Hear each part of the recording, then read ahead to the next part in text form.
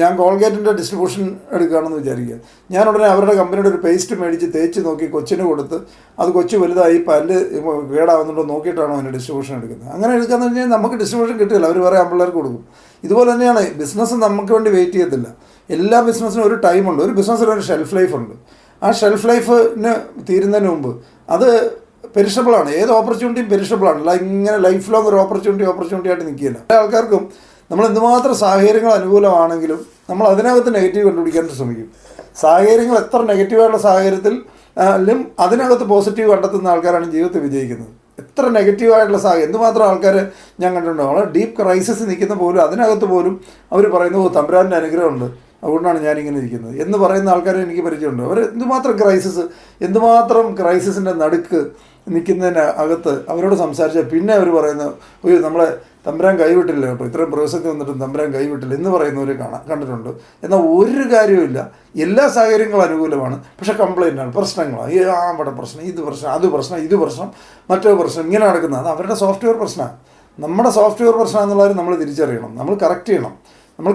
കാരണം സക്സസ് ആണ് നമ്മൾ ആഗ്രഹിക്കുന്നെങ്കിൽ, സക്സസ് എന്നല്ല നമ്മളൊരു ഹാപ്പി ലൈഫാണ്, നമ്മുടെ വീട്ടിൽ തന്നെ നമ്മളൊരു ഹാപ്പി ലൈഫാണ് ആഗ്രഹിക്കുന്നെങ്കിൽ നമ്മൾ എത്ര പ്രതികൂല സാഹചര്യത്തിനകത്തുനിന്ന് നമ്മൾ നല്ല കാര്യം കണ്ടെത്താൻ ശ്രമിക്കണം. അതിനാണ് എപ്പോഴും പറയുന്നത് ഒരു ഡ്രൈവിംഗ് സ്കൂളിൽ പോകുന്ന സമയത്ത് അവരിത് പഠിക്കണം.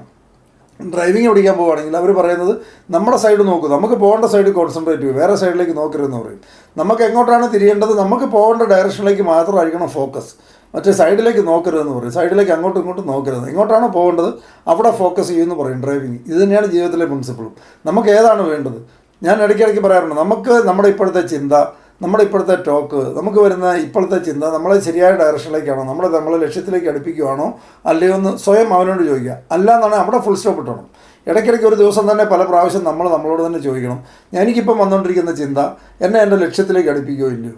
ഇല്ലാന്ന് തോന്നിയാൽ സെക്കൻഡ് നിർത്തിക്കണം. ഒരു നെഗറ്റീവ് ടോക്കും സംസാരിക്കാനുള്ള ഫ്രീഡം നമുക്കില്ല. കാരണം ഇതെല്ലാം എനർജിയാണ്. നമ്മുടെ വീട്ടിലൊക്കെ സംസാരിച്ചുകൊണ്ടിരിക്കുന്ന ചെറിയ നെഗറ്റീവ് ടോക്കുകളാണ് നമ്മുടെ റിസൾട്ട് മുഴുവൻ കളയുന്നത്. അതായത് നല്ല ഒന്നാന്തരം പാലുണ്ട്, അതിനകത്തേക്ക് ഒരു ഡ്രോപ്പ് പോയിസൺ ഒഴിച്ചു കഴിഞ്ഞാൽ മൊത്തം പോയിസണായി മാറി.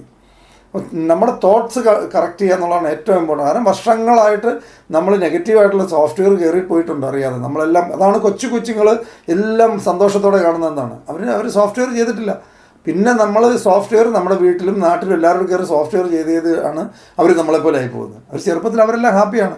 കുട്ടികളൊക്കെ നിങ്ങൾ കണ്ടിട്ടില്ലേ, നല്ല സ്മൈലിംഗ് ഫേസുമായിട്ട് നമ്മുടെയൊക്കെ കുഞ്ഞുനാളിലെ ഫോട്ടോ എടുത്ത് നോക്കുക, എല്ലാവരും ചിരിച്ചുകൊണ്ടായിരിക്കുന്നത്. കരഞ്ഞാൽ തന്നെ ഒരൊറ്റ സെക്കൻഡ് കൊണ്ട് അവർ ചിരിക്കും തിരിച്ച്. അവർ ക്യാരി ചെയ്യാറില്ല, അതായത് അവരുടെ മെമ്മറി അവർ ക്യാരി ചെയ്യാറില്ല. അതായത് ഒരു സെക്കൻഡിൽ ഒരു വിഷമം വന്നു, ഒരു കളിപ്പാട്ടം പൊട്ടിപ്പോയി, ഒറ്റ കരച്ചിൽ കരയുന്നു. ആ സെക്കൻഡിൽ അവർക്ക് അടുത്തൊരു നമ്മളൊരു മുട്ടായി കൊടുക്കുന്നു, സെക്കൻഡിൽ അവർ ചിരിക്കുന്നു. അവർ ക്യാരി ചെയ്യത്തില്ല. പക്ഷെ നമ്മൾ കുറച്ച് പ്രായമായി കഴിയുമ്പോഴത്തേനും നമ്മളിത് ക്യാരി ചെയ്യും. നമ്മൾ ഈ ആവശ്യമില്ലാത്ത ലോഡ് മുഴുവനും ഈ നെഗറ്റീവായിട്ടുള്ള ഇൻസിഡൻസ് നമ്മുടെ ജീവിതത്തിൽ വന്നിരിക്കുന്നത് മുഴുവൻ ക്യാരി ചെയ്ത് നമ്മുടെ സ്റ്റോർ ചെയ്തിരിക്കുന്ന മുഴുവനും നെഗറ്റീവ് സാധനങ്ങൾ, നെഗറ്റീവ് ഇൻസിഡൻസും. ഇവനൊരു ഏറ്റവും വലിയ പ്രശ്നമുണ്ട് നമ്മുടെ ബ്രെയിനിന്. കണ്ണി കാണുന്ന എല്ലാം വരും. നെഗറ്റീവാണോ പോസിറ്റീവാണോ പുള്ളിക്ക് അറിയാൻ പറ്റില്ല. കണ്ണി കാണുന്നതെല്ലാം വരും. അപ്പം പാസ്റ്റ് എല്ലാം കഴിഞ്ഞു.